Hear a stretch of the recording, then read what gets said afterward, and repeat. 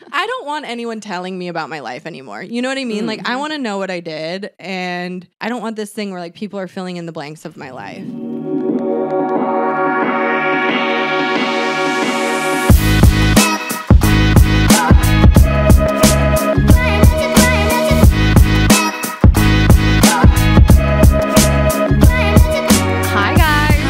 Welcome back to another episode of Girls Gotta Eat. Welcome back. Azul's back. He's snuggled up to me. I feel like he feels like I need it today. I don't really need it. Maybe because we're just on beat down. Yeah, we're a little fucked up. It's January 2nd, and I don't know how people go back to work today. I don't think anyone's like really are people really using like their brains today? Maybe some people really start the year fresh. Sober Can you imagine? Sober people. Well, that goes with our episode today. Yeah, Brittany woke up probably feeling great on January 1st. Well, I was talking to the waitress at Jelena yesterday, and I was like, how do people wake up and feel good? And she was like, sober people wake up and feel good. And she's like, and I thought about that, but I refuse to go into the new year sober.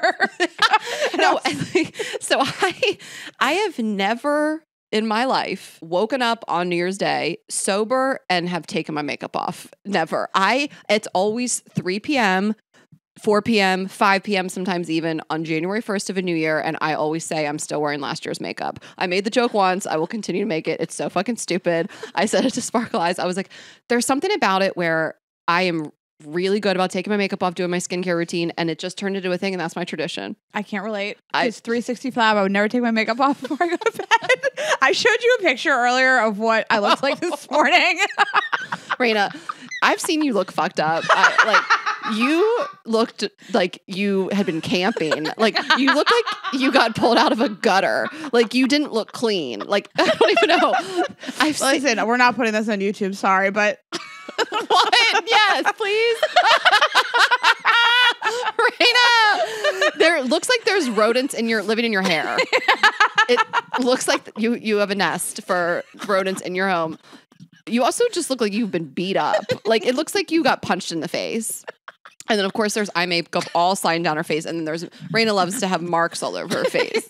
Like, that's the sleep mask. It looks like you've been sleeping on a plane. The sleep mask I wear matches everything up on my face. My hair and it's like dead of the winter, so no tan, no extensions.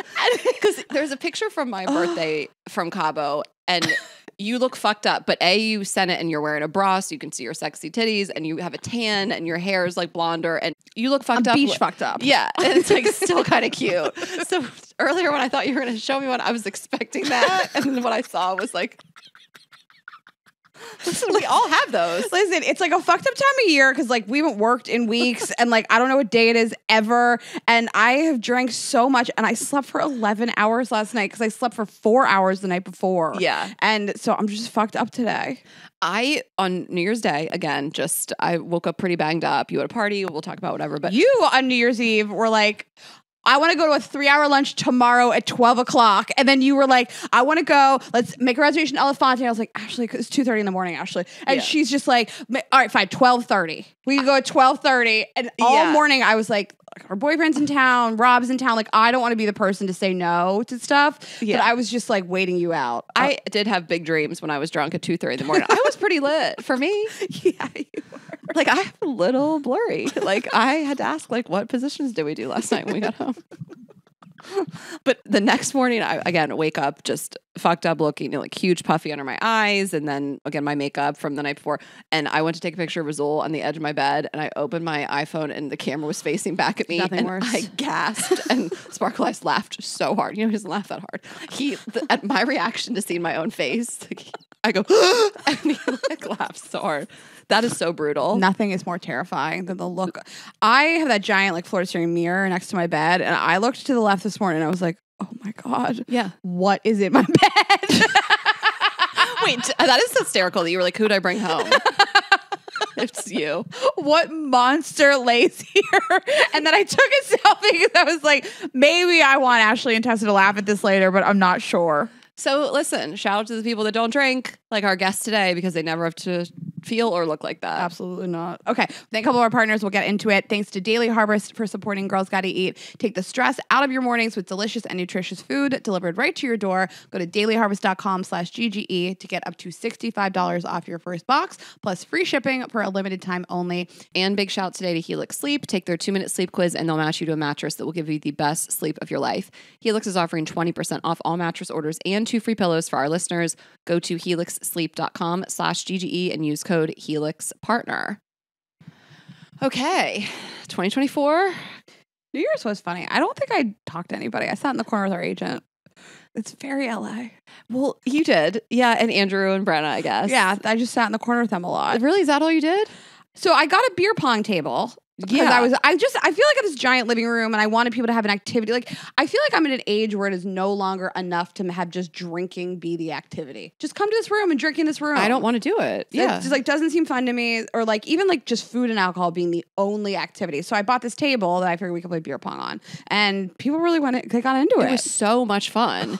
I loved it. I think I did like 3 different games and I had so much fun. I mean, beer pong, I used to be so good at it, but love it so much. I mean, Corey and I would just dominate the beer pong table all throughout Dewey Beach. Like, my dad made me one for my 21st birthday out of a door, and he painted it orange for Clemson. Like, I brought it back to Clemson. I put it in my car.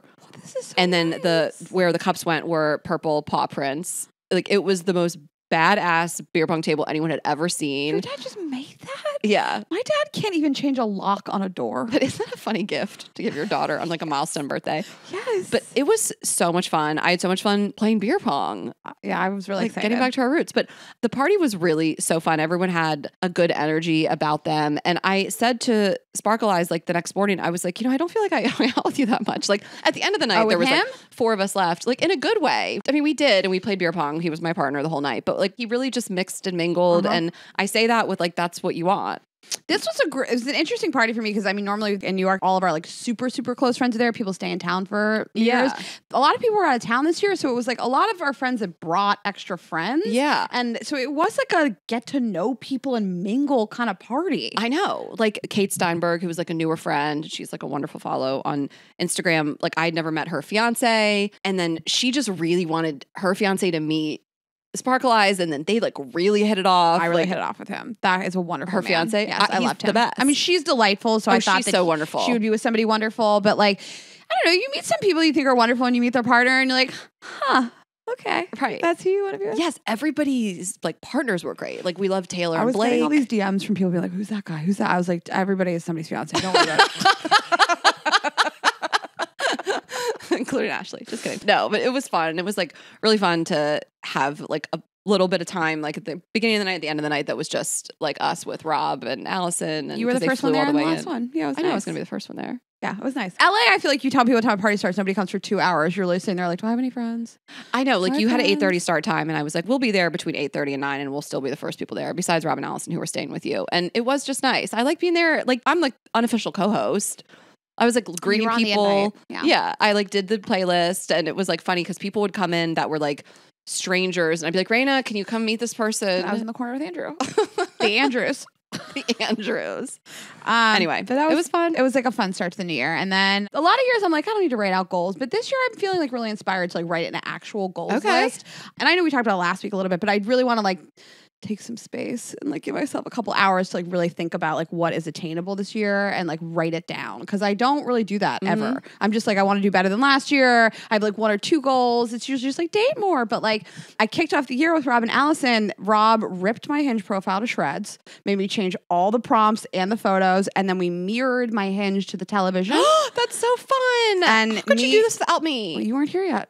That's so fun. Me, him, and Allison were just like going through profiles on like my big screen TV and big screen TV. It's a TV, and messaging people, and that was like really fun. And also, I think that like I've tried to make it more of an activity. Like, online dating feels like a chore, and talking to people feels like a chore, and I don't want to do it. But like, if someone does it with you, it's fun. Totally. So that's what we said when we like set up your profile. There's this guy from Pittsburgh I've been talking to. So yes, now I want to know like who you've been talking to. Well, Rob was just like, let's change your parameters of like what you've been looking for. You're going a little young.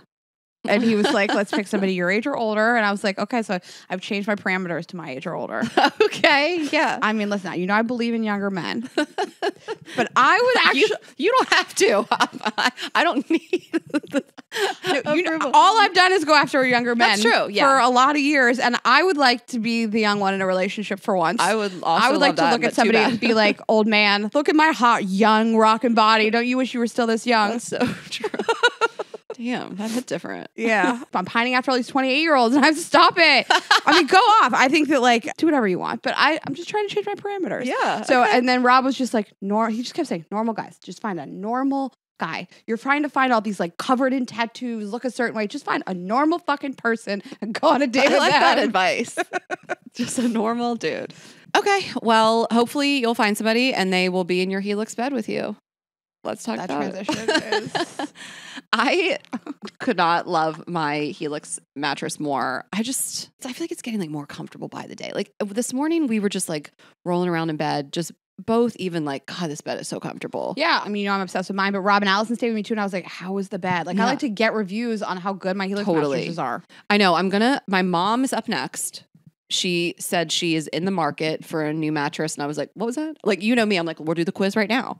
So I think we're going to hook her up with the Moonlight as well, or maybe the Dusk. But anyway, we love Helix so much, and you guys can just go to helixsleep.com/GGE, take the 2-minute sleep quiz, and they'll match you to a customized mattress that will give you the best sleep of your life. And you'll get 20% off all mattress orders and 2 free pillows. Okay, so again, these are the mattresses we all have. The Helix lineup includes 20 unique mattresses, including the award-winning Luxe collection, the newly released Helix Elite collection, so the top, and there's a mattress for big and tall sleepers, even a mattress made just for kids. So it's really fun. You just go online.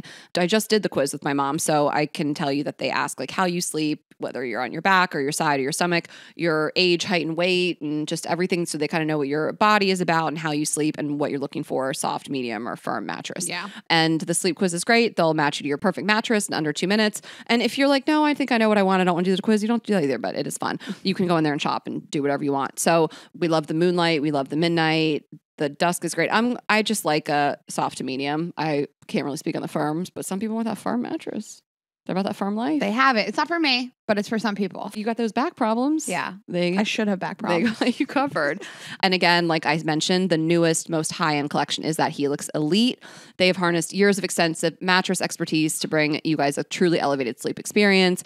There is a 15-year manufacturer's warranty, a 100-night trial.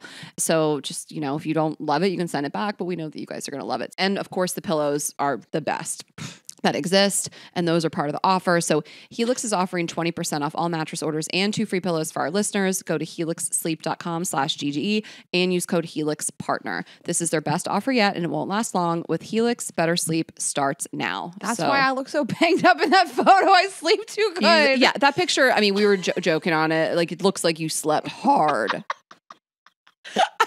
Those pillows and that mattress combo is like unbeatable. Yeah, 100%. So it is a new year, and I think a lot of people are like new me, healthy eating, cutting out snacks, things like this. And Daily Harvest is something that I have loved since they become a partner, because they really just make healthier eating more accessible and delicious, and tons of variety. So go to dailyharvest.com/GGE to get up to $65 off your first box, plus free shipping for a limited time only. They make it just really easy to meet your goals and stick with them. They take planning, prep, cleanup sort of out of cooking by delivering the food to you frozen. You just pop everything in the freezer, and then I have tons of stuff that I can pull out, microwave really quickly, and either add a protein to it or a little bit of liquid, turn it into a soup. And there's so many options. They have tons of plant-based options built on organic fruits and vegetables. It's the easiest prep you will ever do in your entire life. And they make it super easy to stick to healthy habits. So let me just tell you some of the stuff that's on their menu right now. If you go to their website, dailyharvest.com, I love how every single thing has a photo attached to it. It has every single ingredient, exactly what the food is going to look like and what it's going to be in every single thing. My favorite is the harvest bowls.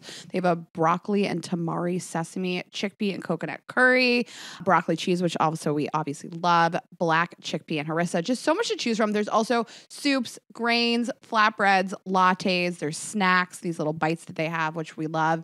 There's just a lot to choose from. So you guys check it out. I know you're going to love it. Say yes to healthy habits without the hassle with Daily Harvest. first, go to dailyharvest.com/GGE to get up to $65 off your first box plus free shipping for a limited time only. That's dailyharvest.com/GGE for up to $65 off your first box plus free shipping. Okay. So I wanted to talk about this article I read. Okay. And it is about boyfriends as dogs, like dog breeds. Basically stemming out of Travis Kelce being a golden retriever. Somebody called me a golden retriever this weekend. I didn't like it. They did? Yeah, I didn't like it. I don't really I think literally said, that's Travis Kelce. That's not me. I didn't appreciate that. I think it's a compliment. Like they thought you were just kind of happy. I was just being a little needy, and yeah. Also, by the way, like I love a golden retriever. I just feel like they're very like America's dog, but you know they can have some aggressive ones. I thought you were gonna say they're stupid. You can have those kind of mean streak golden retrievers. Oh. Dewey would have trouble with some of them on the streets. He didn't mean it like that. He meant like I was being a little needy. Oh God. Okay. Well, but the definition, I guess this was like a thing that kind of came out of TikTok, and then GQ did the 5 types of dog boyfriends article. So golden retriever boyfriend, trusting, kind, unashamed of his feelings, can be a little naive, full of optimism and positivity that has nowhere to go but out and into the hearts of everyone who surrounds him. So that's cute. Like this is not bad. No, none of these are bad. Everybody used to call my ex-fiance a golden retriever. Great. Yes. Everybody used to be like, he's just like a golden retriever. But like then you kind of realize later, like they thought he was a little stupid. Yeah. Okay. So it can be kind of an insult, but like it's a golden retriever. It's not an insult. You should have seen how quick I was like, don't call me that. Okay. Golden retriever can be a little, silly, which I don't love, but that would be, I don't think I've ever. You're not taking it seriously. You're not taking a golden retriever too seriously. I don't think I've really dated a golden retriever. Just my most serious relationship. Because, I'm gravitated to someone that's a little, has a dark, fucked up sense of humor. Yeah. How did you guess that? Because I know dogs. But that's the next one, and that's what Sparkle Ice thinks he is. That's so funny. How do I know what you're like? Well, how'd you know Rottweiler was next on deck? Okay, so if you have a hard exterior and hate everyone except for your partner, you are a Rottweiler. I want to be clear that he has a great circle of friends and family, and he has really close relationships. It's one thing I love about him, but he can come across like I hate everyone except for Ashley. Definitely, except for me. And Rayna. It says, people annoy you and you're unavoidably standoffish in social situations.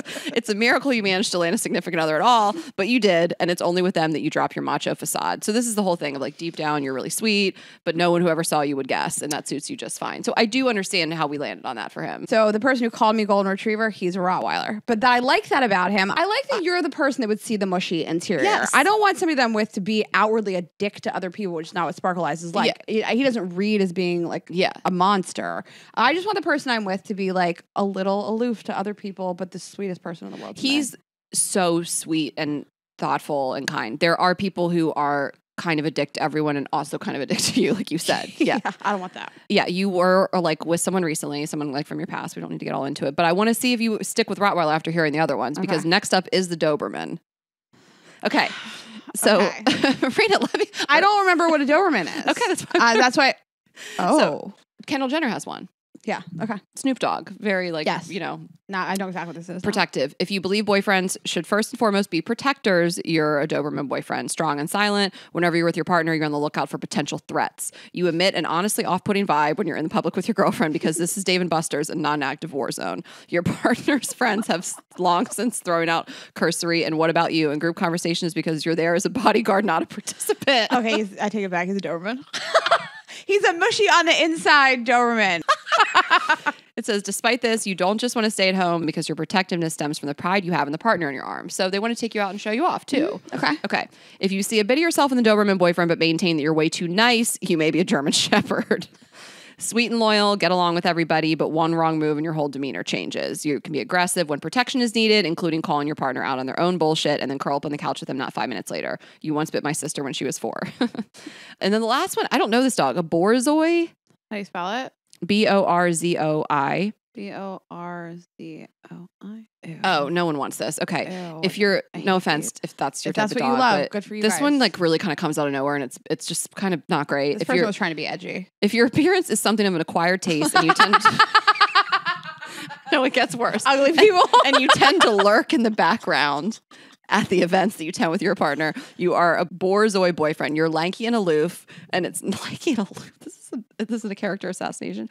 It's not necessarily clear to other people what your partner sees in you. I think that we're all like conjuring up an idea of somebody. You're respectful and intelligent and turn heads whenever you lumber down the street. So probably not in a good way. Again, lanky and aloof. That head is... I'm not a fan of those dogs. They're like furry greyhounds. They're so weird looking. There is one missing, and I think that's just like the street mutt. Like Azul. Like, I've never had a dog that's a purebred. This is a purebred list. I was trying to think what my last boyfriend was like. He is just kind of a mutt. Like, this is... He came from the streets. Really perfect. He came from the streets. He's happy to have a home, you know? So, anyway. It's crazy that person wrote borzoi, which no one knows that word, and not a mutt. Maybe Crazy. they were like, we need one that's going to be pretty brutal. So give it to this dog that no one even knows the name of. So people don't get super offended because people get, you know, very touchy about their dogs. Okay, what if you're dating like a teacup Maltese? If your boyfriend's your little bitch. Not the Maltese. Yeah. Like none of these are small dogs. Like there's no nods for short kings. A corgi. Yeah, he's got a little donkey on it. If you have a caked up short boyfriend, you have a corgi.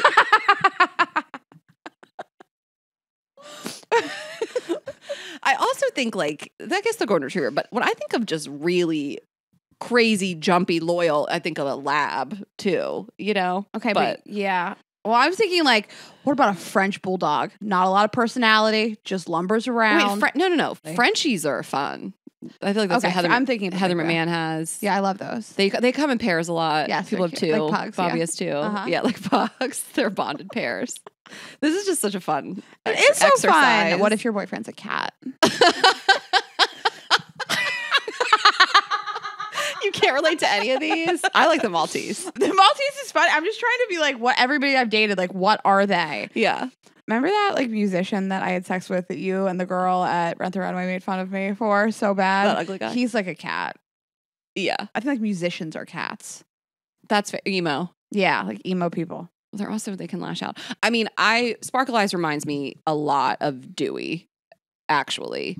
Like, can be kind of a dick, like on the outside, but kind of a dick and only cared about you. Really cared about me, but also like got along with other people. Like he wasn't, you know, like Sparkle Eyes really gets along with everybody. Everybody adores him. I'm sick of hearing about it, quite honestly. Yes. No, I actually love it. But Azul's just really so sensitive and like easily scared. You know, he's just too sweet. I've never really dated someone like him. I dated somebody like that.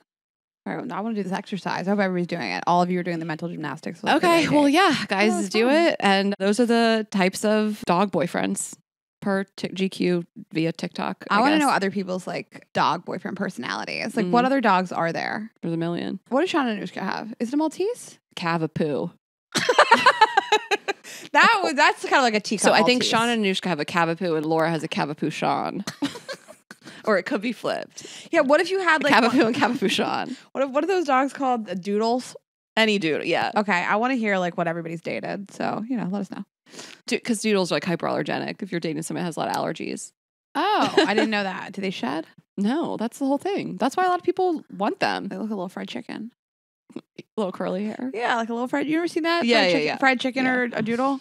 Okay, well, I'm sure that's what you guys are going to be thinking about now. Do you have anything else? Just some racks of stuff I've been watching. I've been consuming a lot of content because, of course, this is just like the no man's land weeks of just nothing to do. No. I looked up the best books of the year, so I got 3 recommendations. Mad Honey, which is a murder mystery told by the girl that dies and the mother of the person who is accused of killing her. I really liked that. 2 different authors. And one is Jodi Picoult, which had a cult following, Picoult. A while back. I never really read one of her books. I have Mad Honey too. So there was a dupe on Christmas, well, and I took it. Your mom bought you one? No one bought it for me. I just took it. There was an extra. I just stole it. I think someone got it for you. I can't remember. Whatever, there was an extra. So I'm going to read that. Tomorrow, it's these 2 friends that start a video gaming company, but you don't have to like video games. It's still a great book. It's based in LA.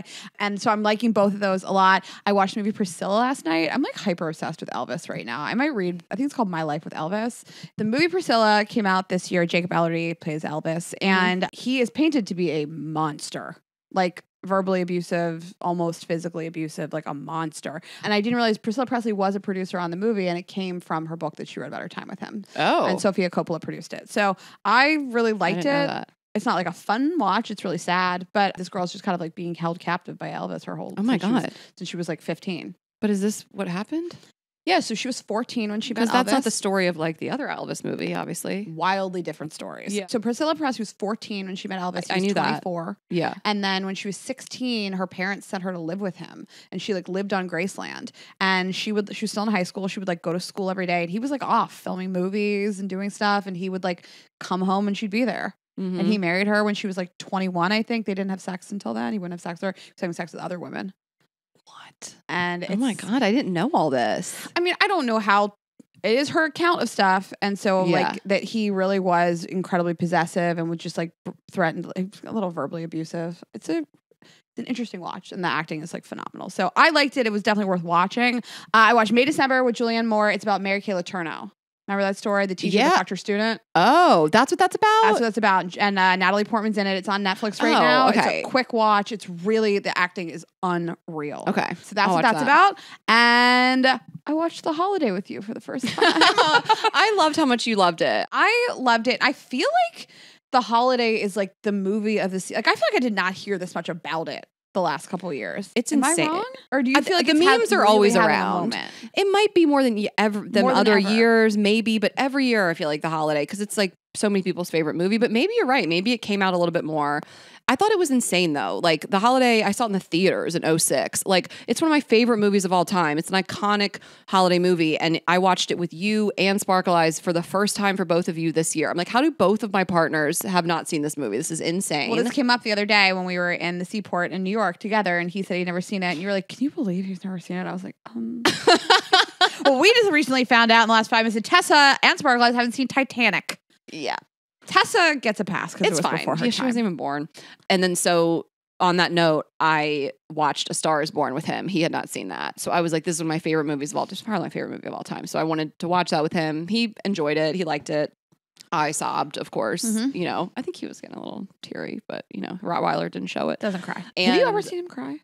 I have not seen him cry. We talked about it. I don't think he cries a lot. He got a little emotional at my Christmas gift. Emotional. He'll get emotional. But I think he looked his eyes looked a little glassy. But no, I haven't seen him like cry. My last boyfriend cried a lot.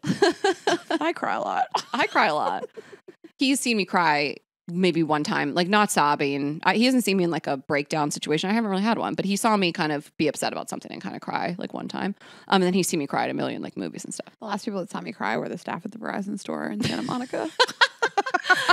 So I have Mad Honey on my list too. I'm going to probably start that tonight. Okay. I think I'm going to get back into my reading. How many books do you think you're going to read this year? I want to aim for 12. That's just laughing. Like one a month. Is that okay? That's fine. One a month. Mine was 35. Yeah. Is that too ambitious? You're like a crazy person. I'm not, like you read like 5 in a week. Like no, it's well, that's not. because I got surgery and I couldn't leave the house for like 2 weeks. Remember? And so I read like everything Colleen Hoover had ever written in like 10 days. Okay, but are you thinking about this? Like that's 3 a month. I could do 3 a month. I read a lot. You could do 3 a month. Maybe. Go off. Tessa, what? Tessa said, now that you're in the game more, you're going to be reading harder books. I don't know. I feel like my taste spans a lot. So I don't know. I'm shooting for 35, but if I end up with 25, I still read 25 books, you know? I'm trying for 12. Okay. It's probably going to be 6. We're not on tour. Well, you know, I'm going back to school, so we'll see. Not going back to school. I am going back to school. I love that. I'm going to be an accredited psychotherapist by the end of the year. I love that. And we're going to plan a lot of vacations, but tomorrow, I'll let you know next week. I got to do all my manifestation stuff tomorrow. Right, we'll let you know. Okay, guys, we are so excited to have this guest here with us today. She is a beautiful, brilliant, funny, LA-based comedian. Her podcast, This Is the Worst with Brittany Furlan, drops this week. We are so happy to have her with us today. Please welcome to the show, Brittany Schmitt. Hello. It's so fun to have one of our good friends here because we're just hanging out. Yeah, talking shit. I feel like I didn't get the memo on the dress code, but you keep saying you look great. You look great, but you're wearing bike shorts. We're just wearing longer bike shorts. I love this whole look. Well, I wore the sweatshirt for you. Thank you. I appreciate it. So does the Cavs player that I fucked like 2 weeks ago. If you guys were watching YouTube, you'd know Ashley's wearing a Cavs sweatshirt. I am wearing a Cavs sweatshirt, and I put it on this morning. It's a good one. They gave it to us when we performed in Cleveland. We had their drum line, but I did think of you. It's a good sweatshirt. The Cavs suck as a team. But that guy, also not great. Also didn't really. What we're saying is pick a different team to have sex with. Yeah. Yeah. Well, we're excited to have you here. The first time I ever met you, did you meet her the same night as me at your show?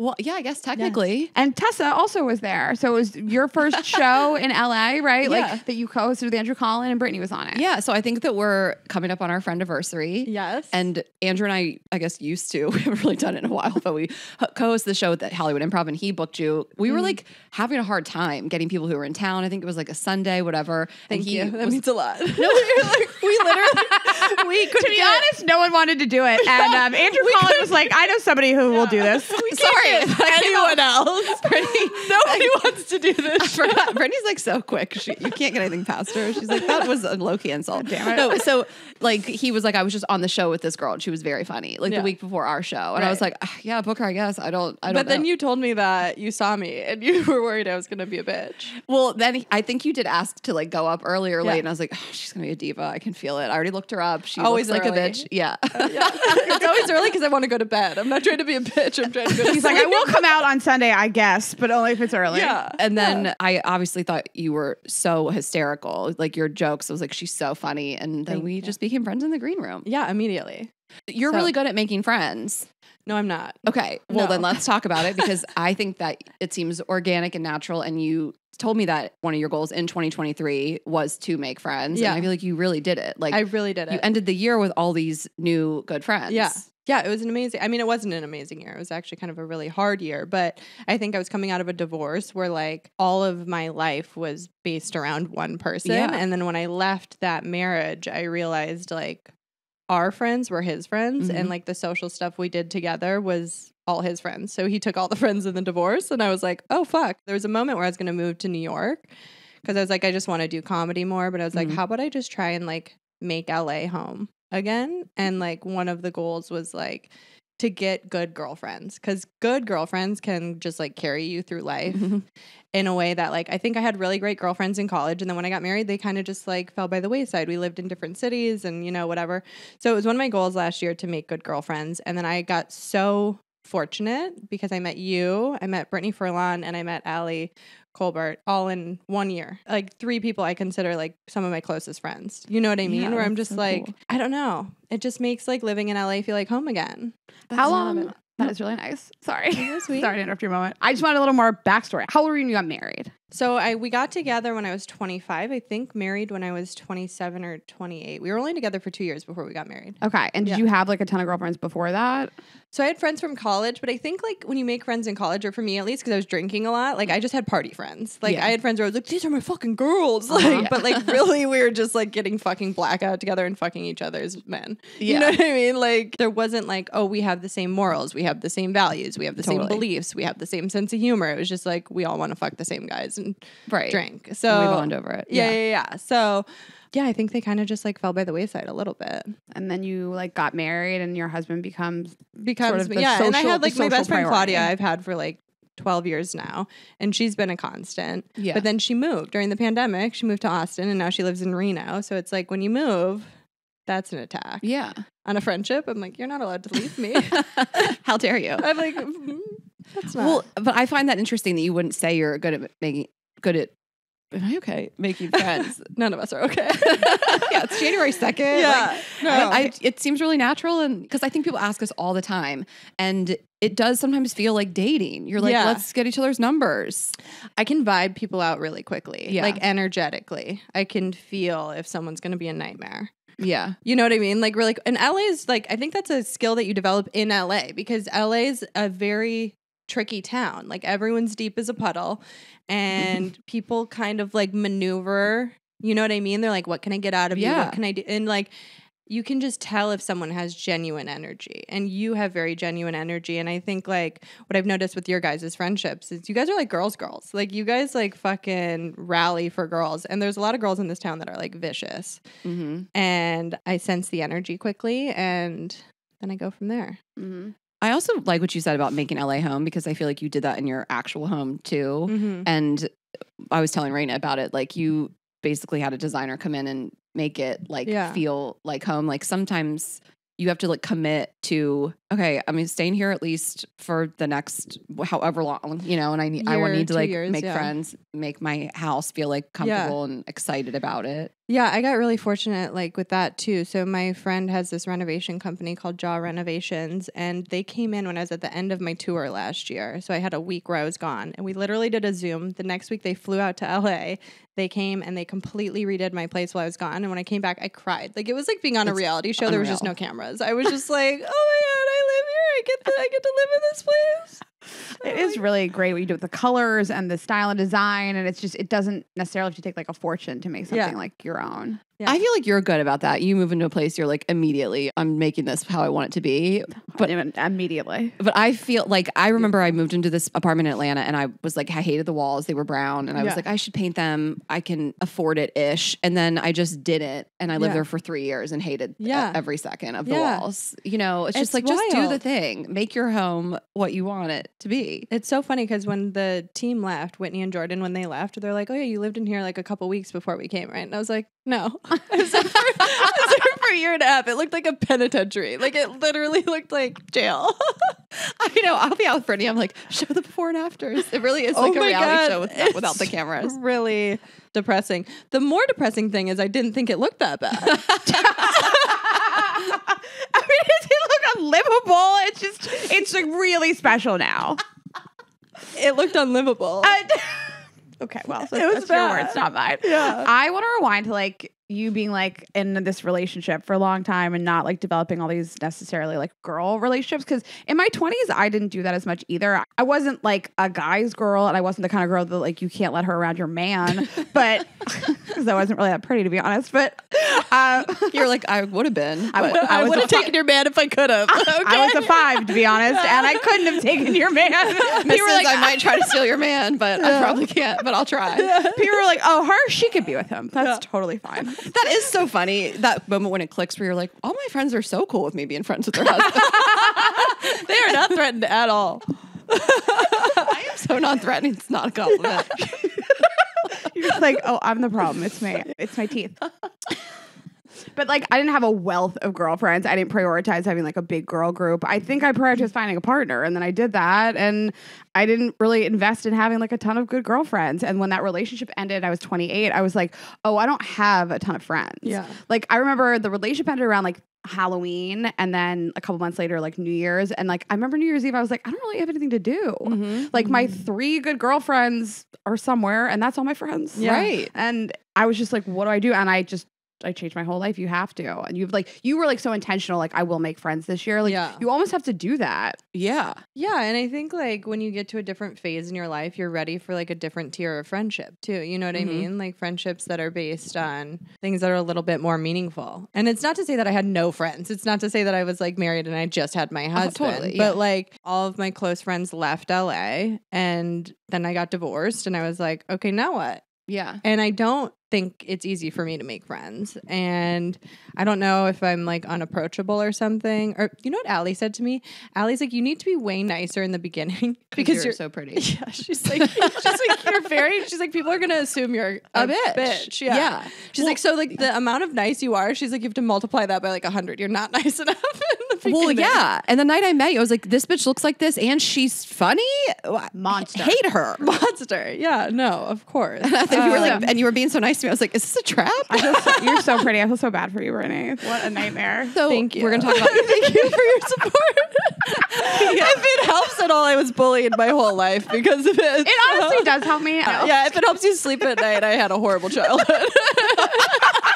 You can't have it all. Guys. Yeah. I have a question for you. So you say that you can like energetically feel whether people are going to be like a good fit. And like, I feel like not now. Now I'm amazing at it. But before I would like sort of let people slip into my life because they were like really fun. They were like a fun friend and they were exciting and they were funny. But like, I maybe didn't take a little more time to be like, before I like you, I don't like you. Yeah. and let me like feel you out a little bit, and not that negative, but like I didn't really like feel people out as much before.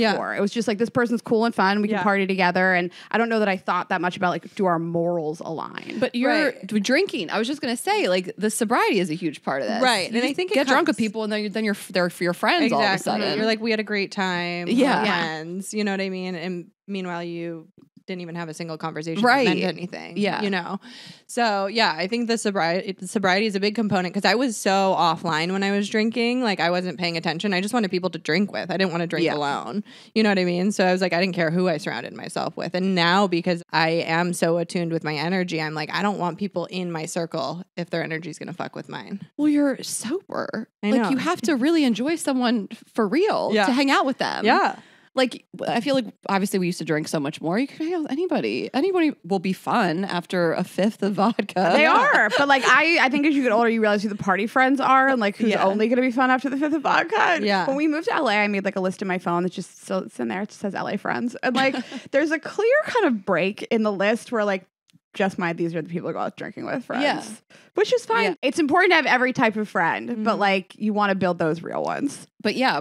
be sober, and Yeah. we'll talk about it, is like you have to actually enjoy someone's company, to like go on a hike, Yeah. to go to brunch, Yeah. and just have Yeah. water, coffee. You know? Yeah, which is why it's hard, because I don't actually enjoy too many people's company. Yeah. Some people really tire me out. Mm-hmm. So it's like hard to find people that fill up your cup. But Yeah. they're out there. You realized you hate everybody when you got sober. You were like, Oh my I don't God, like yes. anyone. I absolutely No. feel like that's probably a lot of people's story. 100%. I literally thought that my ex-husband and I used to host, we lived in Venice, and we used to host like huge parties, and I was like the life of the party, and I loved hanging out with people, and I got sober, and I took baths and read books for like a year. And I was like, keep everybody outside. Draw the shades. Yeah. Literally, I'm like, I don't want to hear from anyone. And then you lose a bunch of friends, because you're like, you thought they were friends, but really they're just witnessing me being drunk. Like I wasn't drinking alone if they were around. I like that you said it took you like a year to learn how to like re-socialize. Because Oh, yeah. I think that like even the times when I've like dialed back the drinking, where like I won't drink for a couple weeks, I go out with people and I'm like, I hate this. This is so miserable. But like I think people are like, I can be around people that drink, but it took you like a year, right? And I can be around people that drink. I just don't prefer it. Right. No, just people like getting drunk gives me PTSD to like when I was drunk. Like when people's like, when they're loud and they're messy, I get like, Yeah. that used to be me. I used to, and I get so annoyed by them, and I'm just like, oh fuck, I annoyed so many people, and I used to just think I was so fun and so cool, and everyone's probably like, this bitch needs help. I used to think nobody could tell that I was drunk and that I was so funny and articulate when I was Yes. drinking. We recorded 2 episodes with me having a couple drinks, and I was like, that's the end of that. Yeah. Oh yeah, Rayna, it's immediate. You're just like you can't understand her. Yeah. I already have like She's a really lazy fun. mouth and a lisp. And A so lazy I mouth. have like one shot and my tongue just abdicates. Tick stuck in mouth. Okay, so let's talk about your journey To You- sobriety. Yeah, and like when you are a person who, whether you're sober now or just more like moderate, like I consider myself, that used to be just like blacked out all the time, like sleeping with random people, like Yeah. one night stands, like all the things. I don't know. You see those people out and you're like, that was me. Yeah. And I'm grateful it's not me anymore, but I also do not regret who I was or what I did. Totally. Like Good, I good. had so much fun. And the thing is, like I said, I didn't have a good time in school, and then my mom was really abusive. So like there was no safe space for me. And when I found alcohol, I was like, oh fuck yeah. Like I finally was like, I have arrived. I have a friend. It's in a bottle. Not ideal, but like But you it- create community around it. Yeah. friends. it gave me, confidence in a way that I had never had before. And then, I think like being promiscuous came really quickly after that, where it was like I started drinking and then I started hooking up, and I found like a lot of power in it. Same, Like I had a lot of fun with it. And, there's really no part of me that's like, oh, I wish I didn't do that. Cause I think that's like what I needed to do to find myself. And I found myself. And then I kind of, as it kept going, I lost myself. It's like alcohol was very helpful. It was literally my best friend. It was like the only thing I could rely on. And then the further it got, it's like it's fun, and then it's fun with problems, and then it's just problems. So it was just, it got to the point where it was just problems. Like every time, when I got into my marriage, because my ex-husband and I, we were like drinking buddies when we first started dating. We would get fucking blackout together, and it was great. But then there was just like this little thing eating away at me that I'm like, I'm not in control, and I'm losing my life. Like, I'm not doing the things that I know I need to do. Like, at the time, I had started comedy in 2012, but I was working a day job. I worked in advertising. I was like the head of recruitment for Apple's agency of record. And I hated that job. It was killing me. And I knew I should have been doing comedy, but I didn't. I literally was like, the Comedy Store, I lived in Venice. I'm like, the Comedy Store is 10 miles away. I can't drink and drive every night. So like, I'll just not do comedy. Like, that was my solution. And then there was a big part of me that was drinking at my mom because my mom was so volatile. She was just like, you know, she has borderline personality disorder. She was very difficult to deal with. And I was drinking at her. And I was like, I kind of wanted to show her that I could drink and have like this life that she was never able to manage because she always called me an alcoholic. Like when I was 10, she's like, you're going to be an alcoholic just like your dad. Like, you're going to ruin your life. You're going to this, you're going to that. And so I think in my head, I was like, I'm going to show you that I can drink and I can do everything, you know? But there was like this, again, this gnawing thing where I'm like, I'm losing myself here. Like, I'm not happy. I'm waking up every morning. I don't know what I did the night before. I don't know whose feelings I hurt. And, you know, my ex-husband, who's a wonderful person, was a little bit of an enabler because he's like, you're fine. Don't worry about it. You're fine. Like, every morning would tell me I'm fine. But I'm like, I don't feel fine. Like, I feel like I fucked up. Like, I don't feel good. And that anxiety just started kind of eating at me. And I think for like 2 years, I was like thinking about quitting, but I was like, no, I still have to like show my mom. And then when my mom killed herself, I remember I got the call and I was like so relieved because I was just like, oh, fuck, I can finally be done. Like, I don't have to, like, the monkey was just off my back where I'm like, I don't have to keep showing this person. Wow. But then the flip side of that is like mentally I knew I could be done. But then the physical addiction to alcohol is brutal.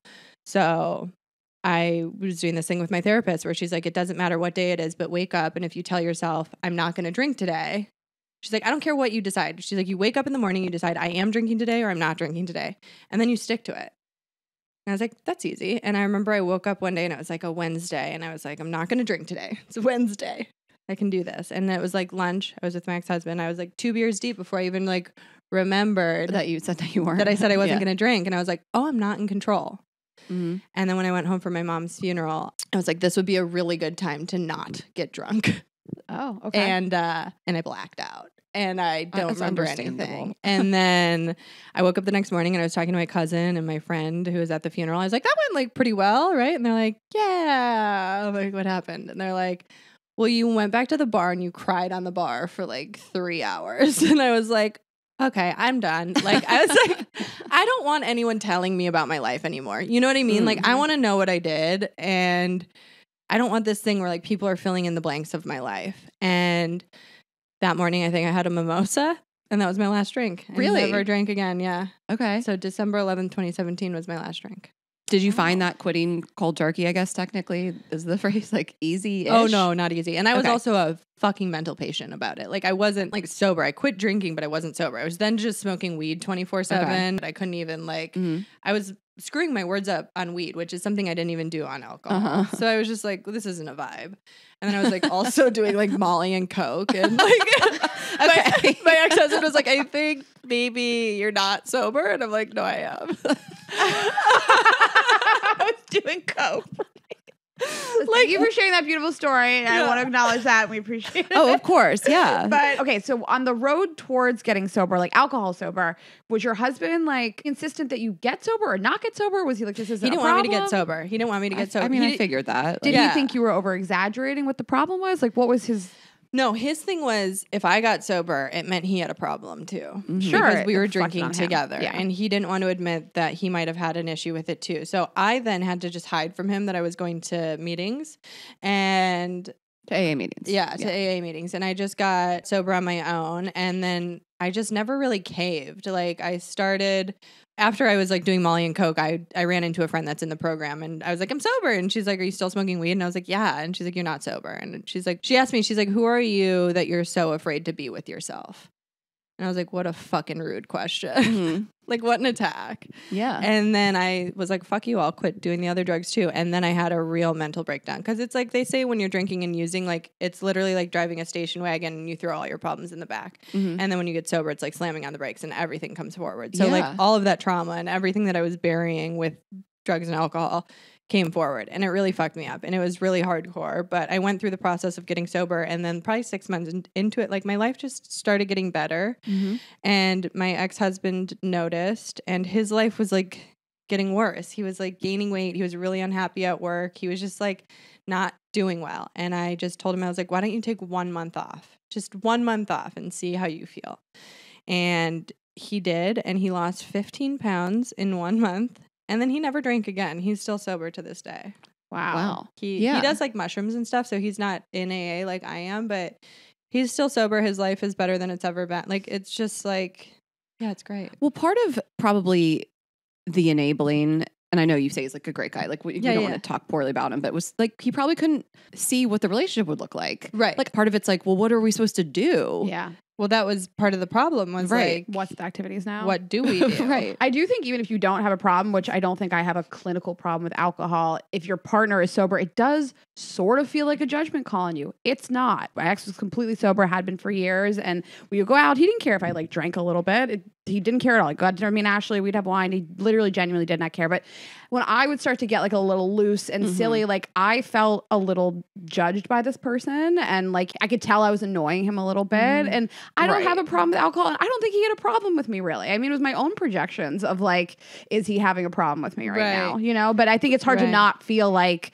this person got their life together and I'm still drinking, and do they have a problem with me? Who sober even wants to be around someone who's like loose and silly? You just don't want it. You wouldn't want it. I can't. When I'm not drinking, I hate being around people who are drinking. Like it's not a match. It's not. After 2 drinks, I like can't be around you if I'm sober and you're drinking. That's not fun for me. Yeah. So that was my question: just how the marriage looked in the time when he kept drinking and you were sober before he stopped drinking. Like, would he drink around you? Oh, yeah. You know, when we ended up getting divorced, I think he was a little blindsided by the divorce. And because I didn't communicate it, I don't think he knew how close I was to leaving before. You know, when I got sober and he was still drinking, it was a really difficult period because early sobriety is very difficult, you know, like on its own, very difficult. But then to be doing that with somebody who is...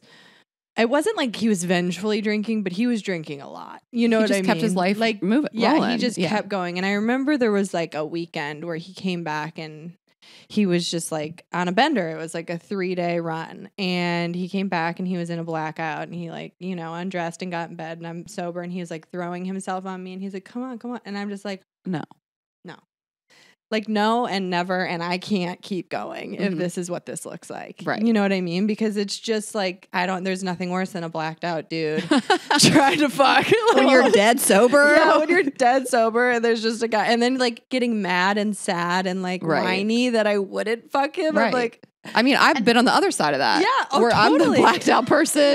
The guy that I met at DUI school tried to go to his house, blacked out drunk. He's sober. If that was the last time I ever saw him, I don't even know what he saw. Like I can't even think about it. It was like probably so mortifying. Also, I like hate being the sober person, being like, I have to. You're not going to remember this, but I have to deal with this while you're in front of me, and I have to talk to you like you're a person, but you're not. And you're not going to remember this. But I have to deal with you. You're like, this is a waste of my time. Right. But yes, and then timeline wise, once he got sober, how much longer did you stay married? Or it was shortly after? So I actually got sober the same year we got married. Right. So then he got sober a year later and we were married total for 5 years. Oh, okay. So we lasted for about 3 years after that. Okay. Well, what I guess I didn't realize that's a long time. Yeah. What did like socializing look like after you both got sober? Was that like just great? I can't believe we got here together. Yeah, it was just different. Like we would have barbecues and stuff at our house and like we would still have people over, but it wasn't like ragers, you know what I mean? And it just became a lot more of us like hiking and watching movies and just like doing more normal stuff. Like I think what wasn't normal was how much we were drinking together.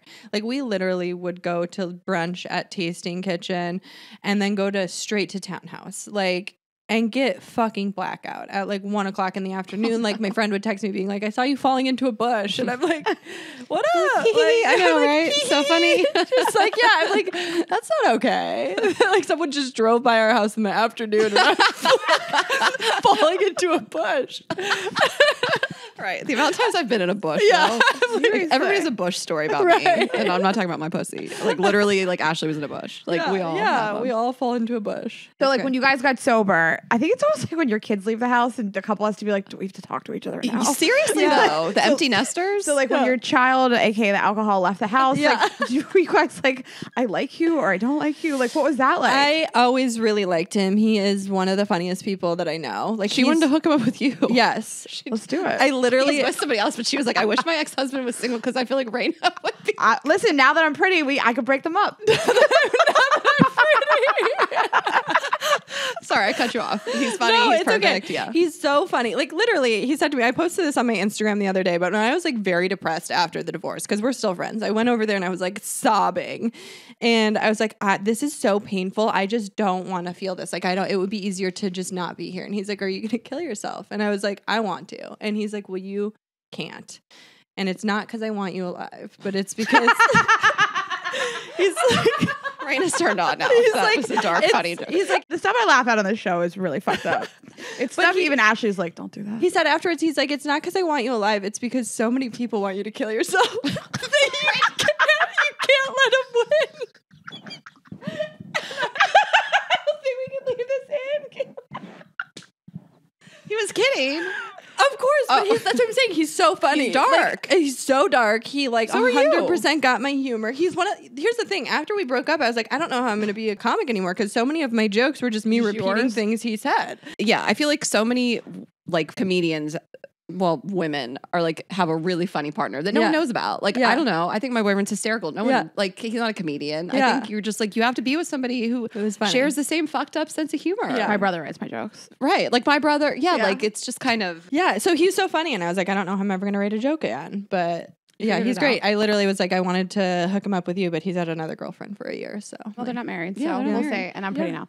So listen. did you actually, you felt like you were like suicidal though after the divorce? Very. I was suicidal twice in my life. Once right after I got sober because I think I realized all of my confidence and everything that I thought was mine. And that's who I was. I thought I was like this confident, sassy, strong bitch. Like when I quit drinking, I was just fucking sad. Mm-hmm. I was like, I'm sad and I'm deeply sad and I don't want to be here. And one of the things that like is my grief response, if there was a switch to just turn it all off, I would have shut it off so long ago. So when I first got sober, I was suicidal. And then after I got divorced, I was too. Because I just was like, I built this whole beautiful life with this beautiful person. And like, it didn't work. And I know that's like God's plan, but like it was just so painful. And it was also like he kind of mourned the divorce while we were still married, like while we were separated and going to couples therapy. I think that's when he was mourning it because he knew like what I was getting ready to do. Mm-hmm. And then once I divorced him, he had a new girlfriend a month later. So it was like he moved on very quickly. And then very typical of men. Yeah. Like in general. I mean, he was married before too, and him and I started dating 2 weeks after his ex and him broke up. So yeah, it was really dark and it was really sad. And then it was like this LA winter was just rainy. Do you remember how like rainy and horrible it was? It was just so depressing. Yeah, we were like, why did we move here? Yeah. And to I was have that be your like the weather surrounding your depressing time is even worse. Yeah. And then it was worse because I had to go on the road. I went on my first tour. I was by myself. I was trying to make this funny. And it wasn't funny to me yet. It still was really fucking sad. And then I kind of, while I was trying to like joke around about it, I realized I'm like, I don't want to talk about this. Like, I don't want to give people this part of my life. Like, and I also don't want to exploit our marriage for my comedy. So, you know, I tried to move on and start dating and make that funny. And I'm just like, it just wasn't a funny year. It wasn't a good year. Yeah. You'll get there. No, I'm there. I'm better now. Yeah, I mean, to when it's funny. Yeah. Again, I'm not sober. But so many times in my life, we've talked about our experiences and whatever, other times we've gotten in trouble and people are like, you should stop drinking. Everything bad happens. Like my parents would just be like, something bad always happens. You just lose your license or you lost your car or you got a DUI. You know, like how can you not see that this is really harmful in your life? And the thought of not drinking was like panic. It was just like, that's my personality. It's a part of who I am. I'm like a party girl. I could not even picture my life not being that person. Yeah. It's so I can imagine for you you thought it like defined you and to just stop. Like It you was a said, like the baggage comes slamming forward. It was a branding crisis. Literally, my Instagram, my middle name is Rose. My Instagram was Brittany Rose. Like, it was my whole personality. Like, that Christmas, I went back to my ex-in-laws' house, and all of the gifts they had gotten me, I had literally just quit drinking December 11th. All the gifts they got me were alcohol gifts. Oh my God. So, but they're like, you're going to come back, right? And I'm like, yeah. You know, I had to tell everyone I would be back because otherwise the pressure to drink was just so enormous. Yeah. I was like, I'm just taking like a month off. Yeah, sometimes people can like distill that information a little easier if you're like, it's just a break. Yeah, just like a month. Right. I'm doing sober December. Yeah. Sober December. Have you ever heard It's so of it? interesting that you say that like a lot of your confidence and personality is derived from alcohol. Because like I see you and I think you're like so effervescent and bubbly and confident and you like really light up a room. Like you're really nice to be around and none of it is alcohol based. And I look at you and you are, to me, from the outside, somebody who seems really like confident and you don't need alcohol for a personality at all. Like you're so quick and funny and like it would have never occurred to me that you ever felt like that. Cause like you truly do not seem to need alcohol at all to like show up and light up a room. Thank you. That's very sweet. It took a lot of work though. I had to do a lot of work on myself to like make my confidence based in self-love, rather than make it based in tequila or rosé or like telling someone off. Because I think like that quickness, it's always been in me, but alcohol brought it out of me. And I was afraid I wasn't going to be funny. I wasn't going to be quick. I wasn't going to be able to make a joke if I quit drinking. And then like what happened is there is a period where it's like downtime. And then when you come back, you're stronger than you ever were with alcohol. You know what I mean? Yeah. Well, how'd you do that then? Like what Well, I worked the 12 steps. I worked a program, which is like you have to like really look internally at like yourself and like all the conflicts you've had in your life and all the pain points and like character defects and just everything that makes you act out, and then just like figure out how to be a better person. And like I didn't have morals when I was young and I was drinking. I just like didn't care if a guy had a wife or a girlfriend or whatever. I didn't care about that stuff. I just was like, whoever can serve me, you know, like what can I get out of this situation? I was actually, you know what it is? It's like when you spot it, you got it. Like when I was saying earlier, there's people in LA that I don't like because I know they're looking for something, or I know I was that person. Right. You know what I mean? I was like, oh, you're a basketball player. I can go do this. I can go do that. And I'll still fuck a basketball player. Don't get me wrong, but they have to be single. Yeah, they have to be single. No more, get a wife. No more. I'm not a mistress anymore. You know what I mean? So it's like, look out, I've got morals now. I'm a real All the wags. bummer. The wags can rest easy. Yeah, rest easy. So your divorce was final at the beginning of 2023? Yeah, February it was final, but we were done in September of 22. So like about a year, and I mean I've been friends with you for the year, and I've known a lot of your stories and dating and things like that. We don't need to go down that road, but just in terms of dating sober, I mean it's a nightmare. It's a nightmare. It's an absolute nightmare. Because here's the thing: I'm horny and I want to get laid. I'm horny and I want to fuck, but I can't let any of this haunted energy into me. And no, because you used to just talked about it. You just would get drunk and call somebody and you just fuck. Pop that puss. It didn't fucking matter. And now I'm like, if I don't like you, I can't fuck you, and that is a shame for both of us. Because I don't really like anyone. And then the people I do like are fucking monsters. I mean, just absolute maniacs. So I'm just like, that is true. Maybe I have a bad picker. I think it was off a little this year. Oh, you think? But I feel like you know it, and it's going to be a better going I've done forward. work on that now too. Yeah. So, yeah, no, it's a nightmare. It's bad. Guys in LA are really difficult. And then the guys that I'm attracted to, this is something that's like, I would say a flaw about me. I'm attracted to people in positions of power, like celebrities or athletes or whatever it is. I don't know. That's like something that's broken inside of me, by the way. I don't think that's like a good thing. I think that's like, I don't think I'm worth loving. So then I go to somebody who I know won't love me. And then I'm like, aha, I was right. You know what I mean? Like, or somebody that I know doesn't have the capacity to love me in the way that like, as a mature, healthy person who's done work on themselves, I should be loved. So I think like one of my goals this year is to kind of recalibrate that and not focus on like what somebody does for work. Because it's like, that doesn't fucking matter.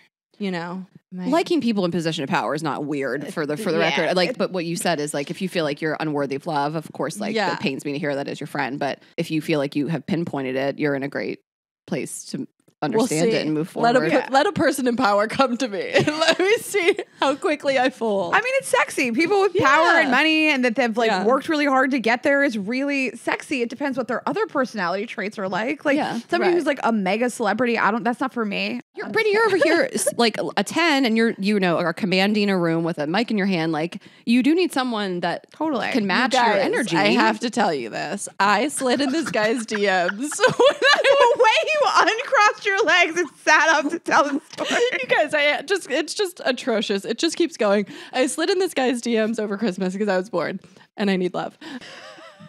And he's a basketball player. And I had a clip up where I was talking about how I slept with too many people in college or whatever. And the first thing he DM'd me, I'm asking him interesting questions because I'm a fucking interesting bitch. You'll send me a lot of DMs. It's fun to read. Yes. It's a fun read. He asked me, he said, how many people have you slept with as an adult? And I said, oh, thank God we're taking out me being a child. He said, as an adult? Yes. You didn't tell me that part. And I said, what do you think he meant? Like post 21? Well, that's what I said. Or I was like, 14. Also, who knows? Your guess is as good as mine. Yeah. Like, who asks that question? It's an insane question. Not a match. Did you ask him? No, because I'm not a child. I don't care. If somebody asked me that, I'd be like, it's none of your business. And also, how many people have you Well, so she told me this. I died laughing.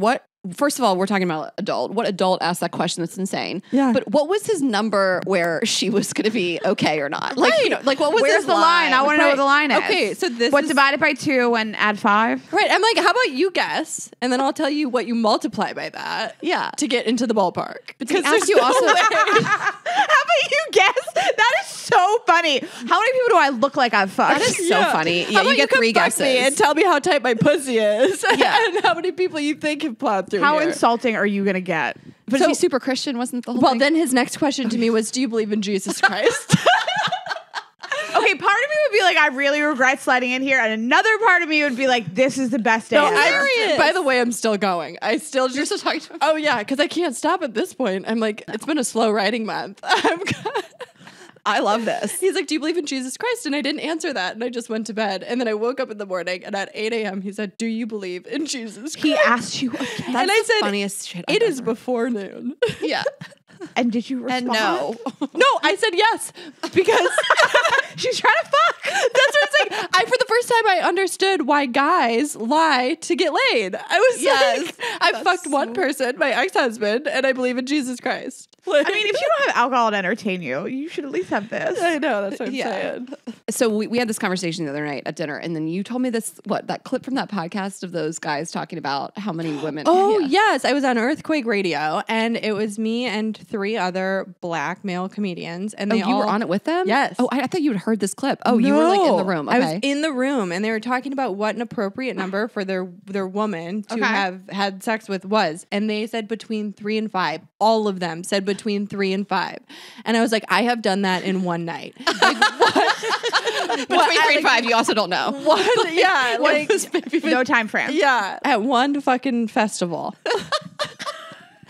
I was thinking about this the other day because I was like, okay, my number would scare some people. Yeah. It's a lot of My people. number would scare me. Like, I don't even know. Like, don't even tell me. Yeah. Right. Like, my number would like really scare some people. But then I'm just like, I actually am not like knocking down another dude every week. I've had multiple years-long relationships. I've had like really healthy long-term relationships. I don't even honestly now I found the time to fuck this many people. But like, if you reach the age of 38 years old and you have not had sex with as many people as I have, like, I don't know what you did with your time. What are you doing? Right. I'm so horny right now. And I just haven't had sex in like 2 months. You know what I mean? Yeah. I'm just like, I don't know how people live. Well, wait till we send you home with the Debbie. Because I can't wait. I actually bet I could probably name close to everybody in the last like 8 to 10 years, but the 10 years before that. Oh yeah. Like college was So, crazy. yeah. Like I've been having sex for 22 years. Right.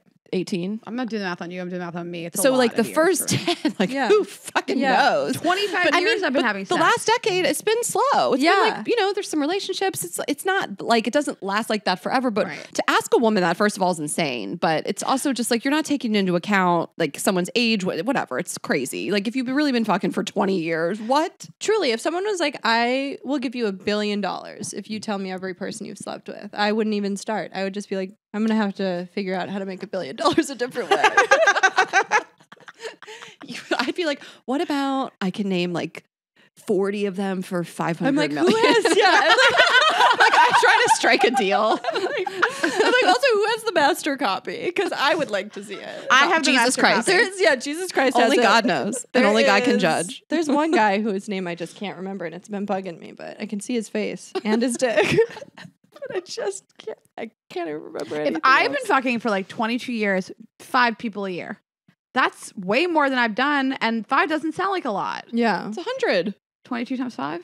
20 times 5. I said 22, but 22 times 5 is... So 110. Yeah. And I haven't hit that number yet. And 5 a year does not sound like that many. You know? You that's haven't hit 110? No. I have not broke the 100 mark, I will say. He was like, what a prude. Whoa. First of all, I thought we were all I feel like I'm friends. getting anti-slut shamed out of my house. You need to step it up. You need to leave and don't come back until you've hit 100. Thought you had a sex toy company. Tessa, do you still want to work here? Tessa, I just looked over. Tessa was going, don't. She's counting on her fingers. I'm close. Can you imagine though? You're like, my bosses are sluts. She's just sitting there like, those are my bosses. Not me. She's like, Rayna's not a slut. I don't think I want to work here. Anyway, I do think it's like really crazy. It's very young also. Like, Yeah.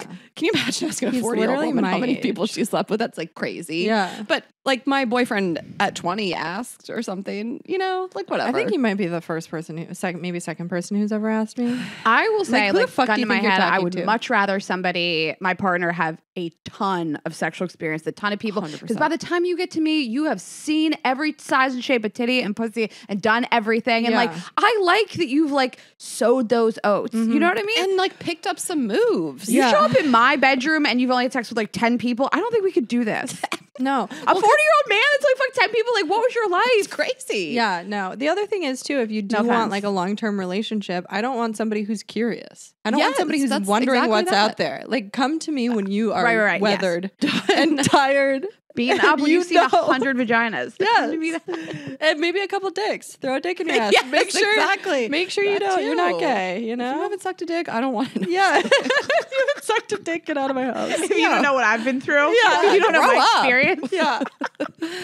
I definitely don't want to ever hear like all the gory details, but like I got in this conversation the other night with Sparkle Eyes of just like talking about people we slept with. Like I want to know there's been Yeah. enough. Yeah. Yeah. 100%. I don't want I agree. details, but I want to know. Not details. Yeah. Yeah. We thought, well, let's talk about your comedy and this podcast you're starting with the other Brittany, which is so funny. It's just these two Brittany's. I actually, when I go out with you, I'm like, I'm Ashley, and you're like, I'm Brittany. It's like these Yeah. two like, whitest girls. I know. We were up at Annoyingly. this rapper's house one night, and it was Oh just, my I was God, just that like, was hi, I'm your- Brittany, I'm Ashley. It's just like, yeah, okay. You're like welcome two to know. LA. cliches. Yeah. Let's not breeze past Jeremiah because that is my fucking boy. Okay. Ashley just got to LA and we were on a show together. And I was like, he was hitting me up. He said he was going to come to the show, but he got stuck in the that's right, studio, you which was said. just like his closet that he was like rapping in. And I was like, this is going to be the most LA like welcoming moment if you come do this with me. And I dragged you up the hill Yeah. to his house. And you know what's so funny is I remember when I was young, I used to think that was so cool. And then we got there and again, sober. Not as cool. Yeah. Like I love Jeremiah. I love his music. I love him. He's a wonderful person, but I haven't seen him since I got sober. So he came up to me. He's like, do you want wine? And I was like, no, I'm sober. And he's like, cool. So you want weed? And I'm like, no, I'm sober. And he's just like, do you want wine? And I was like, all right, I feel like something's not landing here.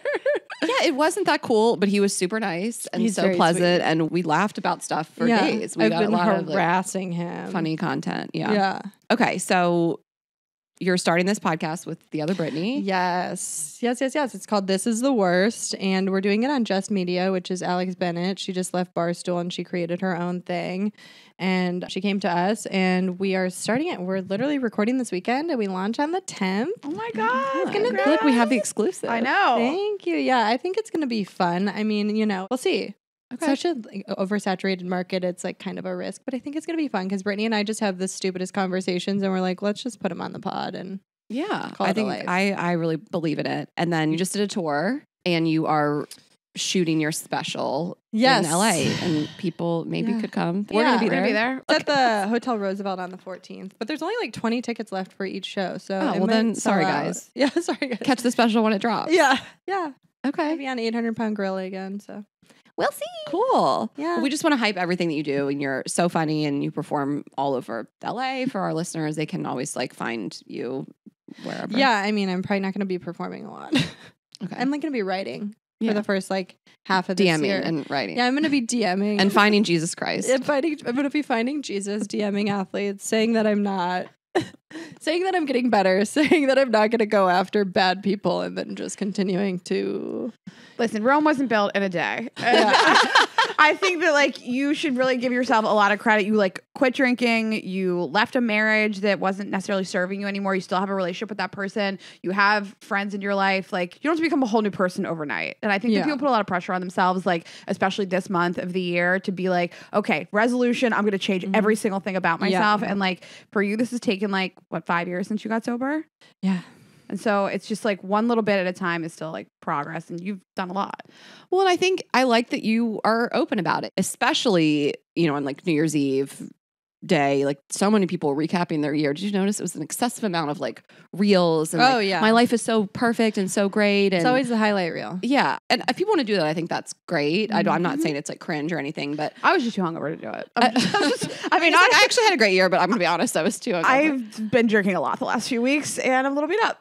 But you're like, this was not a great year. Yeah. Some great things came out of it. You have these new friends. Yeah. You know, you did your tour, and you know, but it was like a rebuilding year, and not every year is picture perfect. Like people sometimes want to make it seem. Yeah. I saw a girlfriend of mine. She posted yesterday, like, actually, this year was terrible. Mm-hmm. It was terrible for me. I got into a situationship I didn't want to be in, like, professionally, not great. And I was like, good for you, honestly. Yeah. That, like, on January 1st, you're like, you know, this isn't some, like, renewal. Everything's so great. You're just like, this was a terrible year. Yeah. And I respect acknowledging that. Yeah, I mean, I think there's a fine line between being a victim and being Totally. just honest. And Yeah. I'm just like, I'm so grateful for 2023. It made me so much stronger than I've ever been. Mm-hmm. But that came at the cost of like fucking a lot of crying. Yeah. Like a lot of crying, a lot of like wanting to give up, a lot of just being like, I don't see the point in any of this. And then slowly it just kind of, you know, all that darkness peeled off. And I'm like, okay, we'll give it one more year. Please stick around. Give it one more year before I'm hanging next to the mistletoe.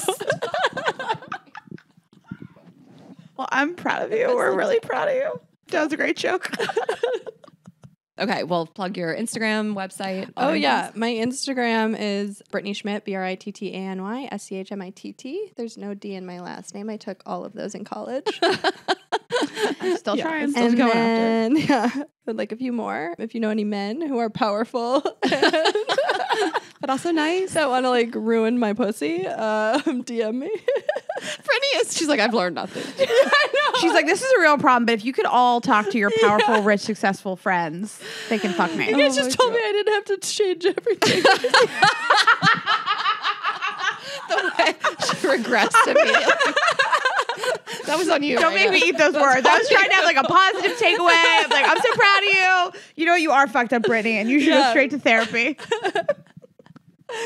Okay, so follow Brittany, BrittanySchmitt.com. Also. Yeah. Okay. BrittanySchmitt.com. Great. And of course, girlsgottaeat.com. You can find our episodes, everything you want to know about us. We are Girls Gotta Eat Podcast on Instagram and TikTok. I'm Ash Hess. Rayna is Rayna.Greenberg. And of course, vibesonly.com. Get your vibrators. We're about to send Brittany home with the Debbie. Change her life. She's not even going to want to be DMing after this grabs her I don't even clit. know how I leave the house. And Vibes Only on Instagram. And subscribe on YouTube. Share this episode with a friend. We'll see you next week. Have a good week, guys. Bye.